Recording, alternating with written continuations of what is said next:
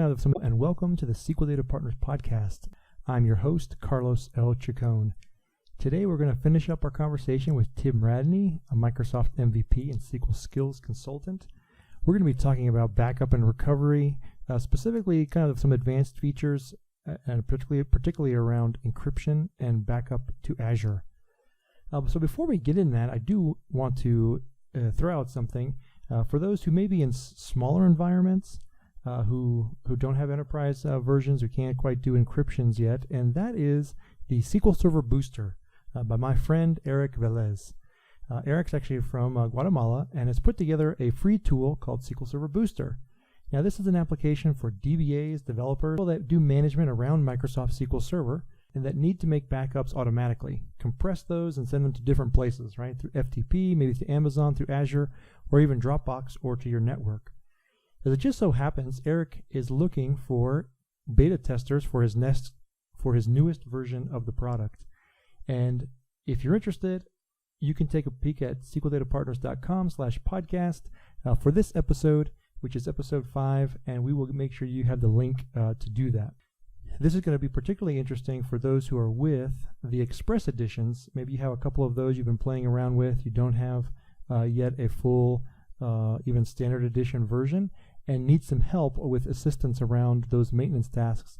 You may want to check this out. At the end of the podcast, again, we will have some information on how you can win Tim's book on backup and recovery strategies. And also, we will give you the information on how you can get some free Pluralsight, some free training from the SQL Skills folks over at Pluralsight. And that information, again, will be at the end of the show.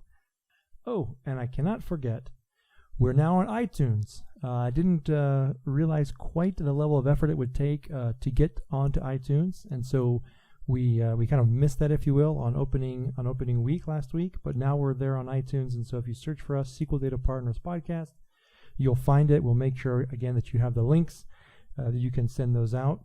And again, welcome to the show. SQL Data Partners.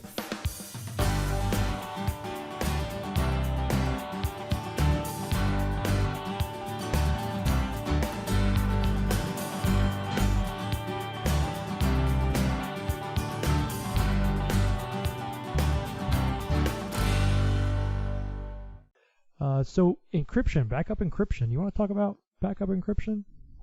Sure. Was really glad to see this backup encryption being added to SQL Server 2014. And previously, we'd have to use third-party tools, and some of those tools, are still good for centralizing and managing your backups and things. But with encryption being part of 2014, really kind of helped add to the backing up to URL that was introduced in 2012. I forget, a service pack and then a cumulative update. We gained the ability to back up to URL, meaning Windows Server storage or Azure storage. So being able to encrypt natively our backups really kind of eases the pain and concern about backing up across the wire up to Azure. Yes.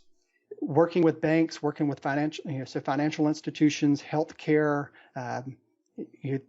environments, we back up our databases. We're all good. We know that we need to have them somewhere else other than our SQL Server. So they need to be on a network share, on a backup device somewhere. But as soon as we place those backup files somewhere else, we don't really have that control anymore.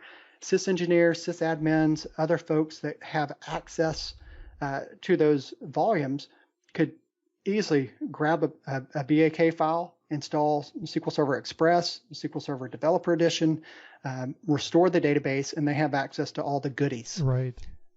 Yeah, having this encryption, it's very simple. We've had a SQL Skills Insider video I did a few weeks ago that includes the kind of stepping through the process. You just need to create a server certificate, a master key, back up those two keys. Then you can start backing up using compression, and you can specify your algorithm from AES, 256, and others. And it's very straightforward. You back up, you choose your encryption algorithm, you choose the the certificate that you're using to encrypt it with, and it's done. To restore to that server is just like any other restore. To restore to another server, you'll need to have a master key, and then you'll have to restore that certificate. And restoring that certificate, you have to have the key that you use to encrypt it with. So all that's kind of documented in that insider video. And then you can restore those encrypted databases to another instance. So it's really straightforward. It's super easy. Just a couple of little gotchas with the master key and the encryption cert, and having that encryption cert also backed up and stored and keeping up with the password that you use to encrypt it. But if you have those things in place, you can now encrypt with 2014 locally. You can encrypt and ship that off to Azure. And then when it's up in Azure, I mean, that's a really kind of a nice thing. If you're a medium to small size shop, you don't have a dedicated DR site to get your backups off site to satisfy that concern and worry that if something happened to your data center or someone stole your hardware or things like that, that you have data that you can recover from. If you leverage Azure DR site, well, now you have your backups there. You can spin up a virtual machine with SQL Server on it, that volume, restore your databases, and it makes for a really, really good kind of a DR posture. Yes. So one thing about those encryption keys, right, is just make sure you back them up. You don't want to lose those. Right. Okay. So another advantage, I think, which was available, I think it started in 2012, but I think there were some enhancements in 2014, and that is backing up to Azure, Microsoft Azure Storage. You referenced that a little bit, and I think this is one of the areas that for those who may be a little bit timid, right, to take that jump into the cloud, right? Microsoft has definitely made a push into the cloud. They want you to be there. For some folks, it may be a bit overwhelming, but I think making your backups to Azure Storage fairly straightforward and fairly economical and fairly straightforward, right? Oh yeah, I mean the storage is cheap. Bandwidth, you pretty much already have it. Now, I wouldn't really advocate for storing your production databases in Azure with the idea of restoring from Azure back to your local data center if you had a problem. I mean, you're still limited by your bandwidth, but for inexpensive offsite storage to meet regulatory and audit requirements, it is a simple, easy, inexpensive solution. And then also, like I had mentioned, if you want to Azure as your potential DR site, you can spin up these VMs with very GPUs, low memory, get your storage there. Again, the storage is the cheapest portion of it. You can have a store process in place where it's taking your backups and up there, basically like a poor man's log shipping. So you can have these databases kind of ready to go. And then if you need them and you're standing up your app servers and web servers and things as well, then you can turn up and choose, instead of the one CPU, 6 gig of RAM machine, you've got a 8 vCPU, 90 something gig of RAM, host of a server, and then you start paying for it when you increase those the CPU and memory. No real sense in paying the money for a high-end server just to be doing log shipping or restore validations and things. Just turn it up when you need it, and when you get your site back up and failed back over, then dial it back down. I mean, I've known several corporations that are leveraging that. It's inexpensive. It's a inexpensive insurance policy rather than paying for this big iron sitting somewhere that's not being used. Azure's a great option. Yeah, and so you mentioned actually, kind of having that, that DR, if you will, or an instance ready to rock and roll. And even, I guess I was referring to something even as simple as just having your backups there, particularly if you're in a pinch where you may not be able to be keeping quite as many as you'd like. Now, there are ways to get around that, as we just talked about earlier, with going with differentials and making those backups a little bit smaller.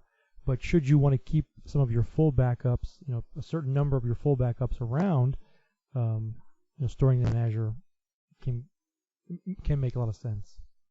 I mean, archive, storing archive data up there. I mean, we've seen with SQL Server 2016, the little consumer preview that came out. I mean, stretch databases. I mean, so you can store archive information in Azure. I mean, yeah, it's really starting to take off.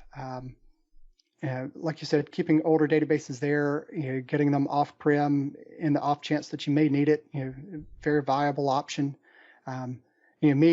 I would still rather keep, if it's data that I think I would need for a production restore, and I'm running tight on space, I'd be looking at really inexpensive on-site, tier 3, eSATA, something, because even a slow spinning 5400 RPM disk should still be faster than my connection up to the internet, Sure. for pulling back gigs and gigs of data. But yeah, I mean, it's a really good safety net for sure.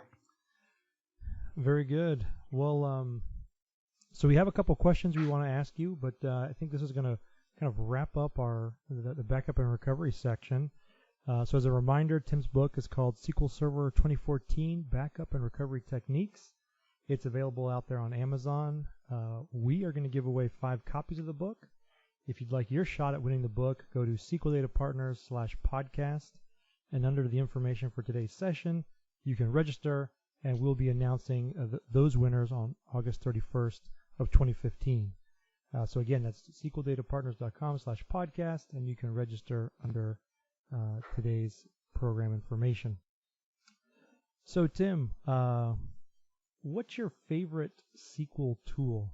Right, this could be a paid tool or a free tool, but what tool do you like most, and why do you enjoy using it? I would probably have to go with 2 of them. Okay. First is the SQL Sentry Plan Explorer. That's a good one. Just for diving into execution plans. So from a production DBA tuning, troubleshooting, that's my go-to must-have. The other is when I'm digging in, writing a lot of T-SQL, is SQL Prompt from Redgate. I mean, that tool saves me so much time from having to type and formatting SQL, especially when I'm doing webcast or user group presentations and things, and I'm writing new scripts, and I can just use the SQL prompt feature to format my code so it looks like I'm really good at just sticking to standards, best practices, when I really, honestly, just write really sloppy code. And it can make you look good.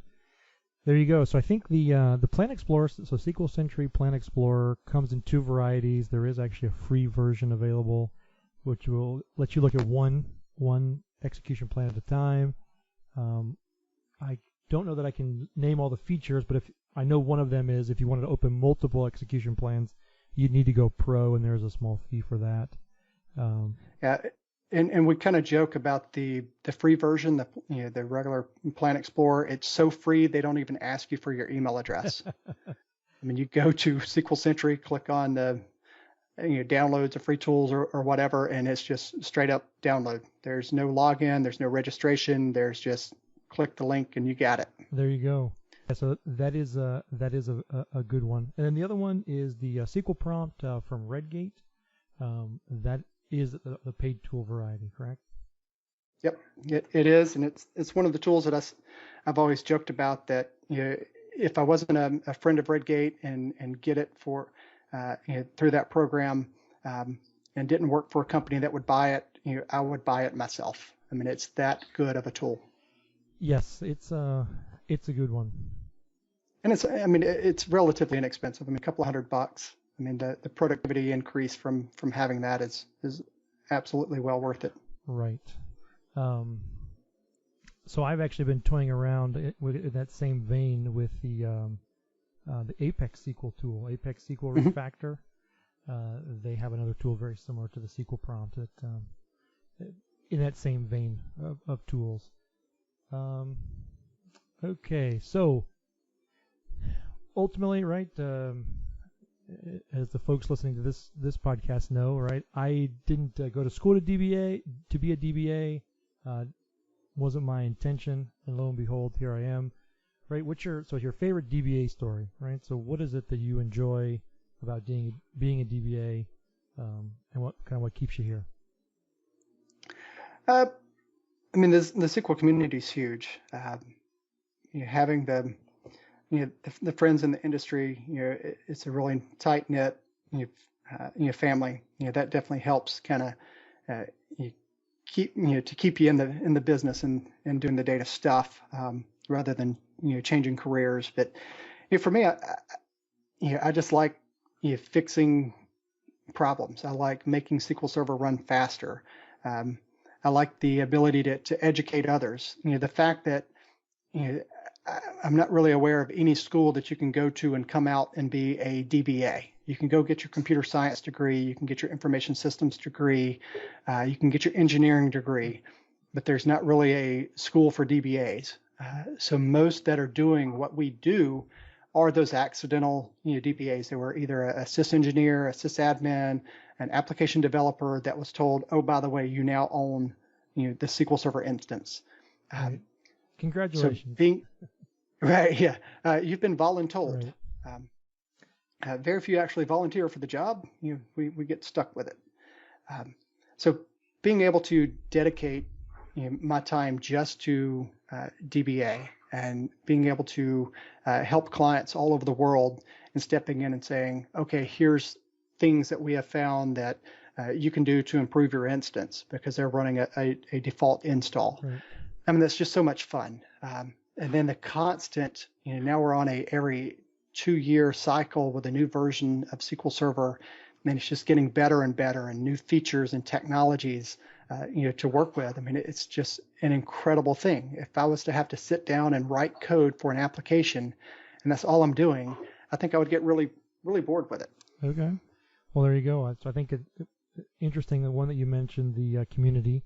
You're right. The SQL Server community does have a great environment, great core group of people, very open, and that diversity in the database field. I agree with you there. And the 2-year cycle, I guess, so a nice thing because new technology is coming out. A little scary too, right? Absolutely. As soon as you feel like, I'm finally starting to learn 2014. Hey, guess what? Here's 2016. That's right. Here you go. A whole bunch of new stuff. And just when I have clients getting on 2012, now it's like, well, you need to be looking at 2014. Well, we'll wait for 2016. And right. I mean, yeah, it's extremely challenging. I mean, I kind of missed the days where SQL Server 2000 lasted for, I mean, gosh, it's still out running now, 15 years later. Sure. But I mean, it was the workhorse, the tried and true. And then 2005 came out, 5 years later. Then 2008, 3 years later. So kind of, felt pretty good with a 3-year cycle. Yeah. 2 years is a bit challenging. Keep us on our toes at Microsoft. Absolutely. I mean, I don't know if they'll follow a Windows 10 kind of thing where it's the last version, where we'll have 2016 and then we'll just have massive, service packs, to make us feel better. Sure. Yeah. Who knows? Yeah, it'll be interesting to see what that projection is. Okay, so last question. If you could have one superhero power, what would it be and why would you want it? Superhero power. I think flying would be cool. You chose mine too. Yes. Yeah. Now, are you a pilot? Is that no, I'm not. But if I could fly, then I would. You wouldn't have to get on an airplane. I could clean my gutters much more easily. Oh, there you go. All the uses, right? All the honey-do list could get done much more quickly. Yeah, just be Superman for real. Have the laser beam, see through walls. Yeah. Be able to fly, superhuman strength. Oh, so we only gave you one superhero power. Oh no, I'm saying that, out of those, I mean the flying. I can buy a tractor for the superhuman strength. Oh, there you go. Well, very good. Well, thanks again, everyone, for tuning in to the SQL Data Partner Podcast. Tim, thanks for coming and joining us. It was great fun. I do appreciate it. Thanks for having me. This was a lot of fun. That'll do it for our show today. Thanks again for tuning in. Again, if you're interested in checking out or winning a copy of Tim's book, you can do so at SQLDataPartners.com/podcast.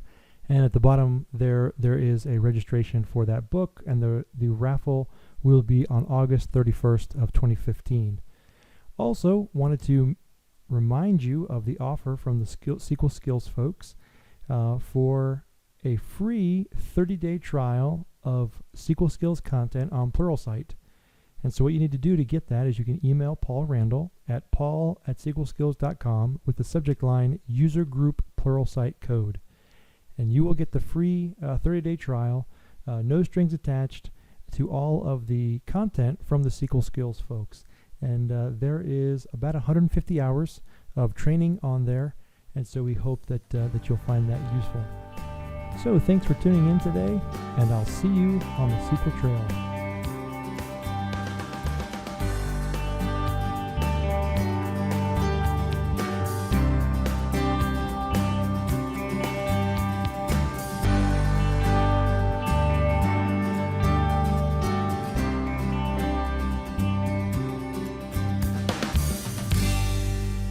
SQL Data Partners.